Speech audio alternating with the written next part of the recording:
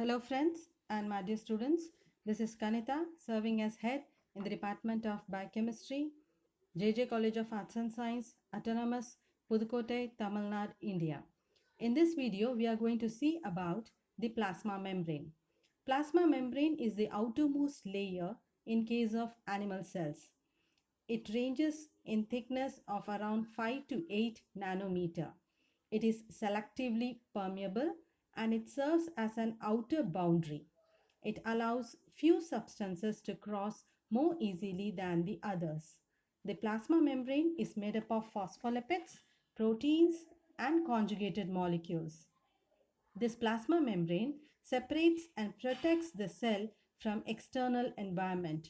It provides connecting system between the cell and its environment. Plasma membrane is also known as cell membrane. Earlier, Daniel and Davison devised a sandwich model in which they proposed that the cell membrane is lipid bilayer which is sandwiched between two monomolecular protein layers in the year 1935. This was proved wrong, and now the accepted model for the structure of plasma membrane is the fluid mosaic model, which was proposed in the year 1972.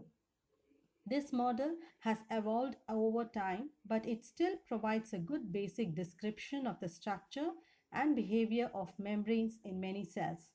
According to the fluid mosaic model, the plasma membrane is a mosaic of components, primarily phospholipids, cholesterol, and proteins that move freely and fluidly in the plane of the membrane. Interestingly enough, this fluidity means that if we insert a very fine needle into the cell membrane will simply part to flow around the needle. Once the needle is removed, the membrane will flow back together seamlessly. The principal components of the plasma membrane are lipids and carbohydrate groups that are attached to some of the lipids and proteins. A phospholipid is a lipid made up of glycerol, two fatty acid tails, and a phosphate linked head group. Biological membranes usually involve two layers of phospholipids with their tails pointing inward, an arrangement known as phospholipid bilayer. Cholesterol is another lipid composed of four fused carbon rings is found alongside the phospholipids in the core of the membrane. Membrane proteins may extend partway into the plasma membrane, cross the membrane entirely, or be loosely attached to its inside or outside face. Carbohydrate groups are present only on the outer surface of the plasma membrane and are attached to proteins forming glycoproteins or lipids forming glycolipids. The proportion of proteins, lipids, and carbohydrates in plasma membrane vary between different types of cells. For a typical human cell, however, proteins account for about 50% of the composition by mass, lipids account for about 40%, and the remaining 10% comes from the carbohydrates. The phospholipids are arranged in a bilayer, make up the basic fabric of the plasma membrane. They are well suited for this role because they are amphipathic, that is, they have both hydrophilic and hydrophobic regions. The hydrophilic or water-loving portion of a phospholipid is its head, which contains a negatively charged phosphate group as well as an additional small group which may also be charged or polar. The hydrophilic heads of phospholipids in a membrane bilayer face outward, contacting the aqueous fluid both inside and outside the cell. Since water is a polar molecule, it readily forms electrostatic interactions with the phospholipid heads. The hydrophobic or water-fearing part of a phospholipid consists of its long non-polar fatty acid tails. The fatty acid tails can easily interact with other non-polar molecules, but they interact poorly with water. Because of this, it's more energetically favorable for the phospholipids to tuck their fatty acid tails away in the interior of the membrane where they are shielded from the surrounding water. The phospholipid bilayer formed by these interactions makes a good barrier between the interior and exterior of the cell because water and other polar or charged substances cannot easily cross the hydrophobic core of the membrane. Next, coming to the proteins. Proteins are the second major component of plasma membranes. There are two main categories of membrane proteins, namely integral and peripheral. The integral membrane proteins are, as their name suggests, integrated into the membrane. They have at least one hydrophobic region that anchors them to the hydrophobic core of the phospholipid bilayer.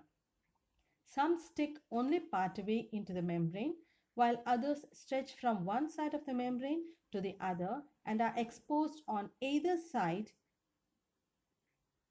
Proteins that extend all the way across the membrane are called transmembrane proteins. The portions of an integral membrane protein found inside the membrane are hydrophobic, while those that are exposed to the cytoplasm or extracellular fluid tend to be hydrophilic. Transmembrane proteins may cross the membrane just once or may have as many as 12 different membrane spanning sections. A typical membrane spanning segment consists of 25 to hydrophobic amino acids arranged in an alpha helix, although not all transmembrane proteins fit this model.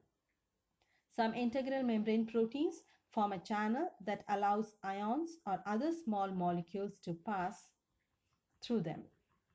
Peripheral membrane proteins are found on the outside and inside surfaces of the membranes, attached either to integral proteins or to the phospholipids. Unlike integral membrane proteins, peripheral membrane proteins do not stick into the hydrophobic core of the membrane and they tend to be more loosely attached. Now, let us see regarding the carbohydrates. Carbohydrates are the third major component of plasma membranes. In general, they are found on the outside surface of cells and are bound either to the proteins or to the lipids. These carbohydrate chains may consist of 2 to 60 monosaccharide subunits and can be either straight or branched. Along with membrane proteins, these carbohydrates form distinctive cellular markers, sort of like molecular ID badges that allow cells to recognize each other. These markers are very important in the immune system, allowing immune cells to differentiate between the body's own cells, which they should not attack, and foreign cells or tissues which they should attack. The membranes are highly fluid in nature. The structure of the fatty acid tails of the phospholipids is important in determining the properties of the membrane and in particular how fluid it is. Saturated fatty acids have no double bonds, so they are relatively straight, whereas unsaturated fatty acids contain one or more double bonds, often resulting in a bend or nick. The saturated or unsaturated fatty acid tails of phospholipids behave differently as the temperature drops. At cooler temperatures, the straight tails of saturated fatty acids can pack tightly together, making a dense and fairly rigid membrane. Phospholipids with unsaturated fatty acid tails cannot pack together as tightly because of the bent structure of the tails. Because of this, a membrane containing unsaturated phospholipids will stay fluid at lower temperatures than a membrane made up of saturated ones alone. Most cell membranes contain a mixture of phospholipids, some with two saturated tails and others with one saturated and one unsaturated tail. Many organisms, like fish, can adjust physiologically to cold environments by changing the proportion of saturated fatty acids in their membranes. In addition to phospholipids, animals have an additional membrane component that helps to maintain fluidity. That is nothing but the cholesterol. Cholesterol, another type of lipid that is embedded among the phospholipids of the membrane, helps to minimize the effects of temperature on fluidity. At low temperatures, cholesterol increases the fluidity by keeping phospholipids from packing tightly together, while at higher temperatures, it actually reduces the fluidity. In this way, cholesterol expands the range of temperatures at which a membrane maintains a functional, healthy fluidity. Now coming to the functions of the plasma membrane. There are 6 major functions carried out by the plasma membrane, namely transport, enzymatic activity, signal transduction, cell-cell recognition, intercellular joining, attachment to the cytoskeleton, and extracellular matrix. In these pictures, we could see that the picture A shows how the plasma membrane helps in bringing about the transport of the molecules from outside of the cell to inside of the cell. In the next picture, that is in B, we could see that the proteins which are embedded within the plasma membrane act as enzymes. In the picture C, we could see that the proteins which are embedded within the plasma membrane serve as signal transduction molecules. In D, we could see that the proteins which are embedded within the plasma membrane help in cell-cell recognition along with that of the carbohydrate moieties. They also help in intercellular joining and also in the attachment to the cytoskeleton and extracellular matrix. Now let's see in detail the functions of the plasma membrane.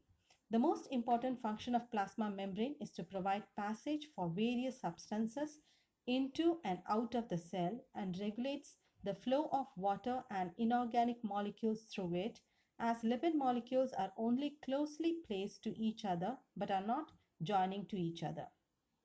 Plasma membrane is selectively permeable. That is, it allows some solute particles to pass through it readily along with solvents. It acts as a protective layer from the uptake of some harmful molecules. Cell membranes often include receptor sites for the interaction with specific biochemicals such as certain hormones, neurotransmitters, and immune proteins. It helps in conversion of signals conveyed by some extracellular agents also. In this way, the cell can recognize and process some signals received from the extracellular environment. Plasma membrane is responsible for the transportation of materials, molecules, or ions through it by various ways. Exocytosis is a process by which the molecules are taken out of the cell. Endocytosis is the process by which ingestion of molecules either in the form of solid or in the form of liquid is taken in. For active transport, chemical energy is required because molecules move against the normal diffusion gradient. This transport, we call it as active transport. Passive transport is the transport in which the movement of molecules from the region of higher concentration to the lower concentration takes place. Diffusion of different gases also takes place through the plasma membrane. Oligosaccharide molecules of the cell membrane help in the cell-to-cell recognition or the cell-to-cell self from null self recognition. Plasma membrane separates the components of the cell from its outside environment.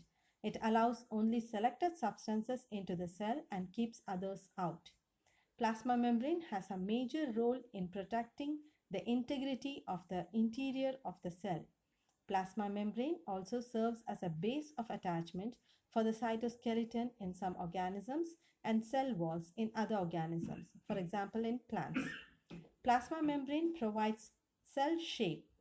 Example, the characteristic shape of red blood cells, nerve cells, bone cells, etc. It also allows the transport of certain substances into and out of the cell, but not all cells, so it is termed selectively permeable. The cell membrane maintains the physical integrity of the cell. It's obvious in the cases of animal cells that the cell membrane holds the cell together by enclosing the cytoplasm and organelles within it. The cell membrane forms a barrier between the inside of the cell and the environment outside the cell, enclosing cytoplasm and any organelles within the cell and enabling different chemical environments to exist on each of the cell membrane. The cell membrane physically separates the intracellular components from the extracellular environment. The cell membrane also protects the cell from some harmful chemicals in its external environment. The cell membrane also protects the cell from the loss of useful biological macromolecules held within the cell. And Endocytosis is a process in which the cell absorbs molecules by engulfing them. The plasma membrane creates a small deforming invert called an invigilation in which the substance to be transported is captured. Endocytosis is a pathway for internalization of the solid particles known as cell eating or phagocytosis, small molecules and ions, namely cell drinking or pinocytosis, and macromolecules. Endocytosis requires energy and is thus a form of active transport. Proteins and lipids make up the composition of a cell membrane. There are three different types of proteins found within a cell membrane, namely structural protein, transport protein, and glycoprotein. These support the cell structure and shape, move molecules through the membrane, and transmit signals between cells. I hope from this video the details regarding the cell membrane structure and the function might be clear to all of you. Thank you.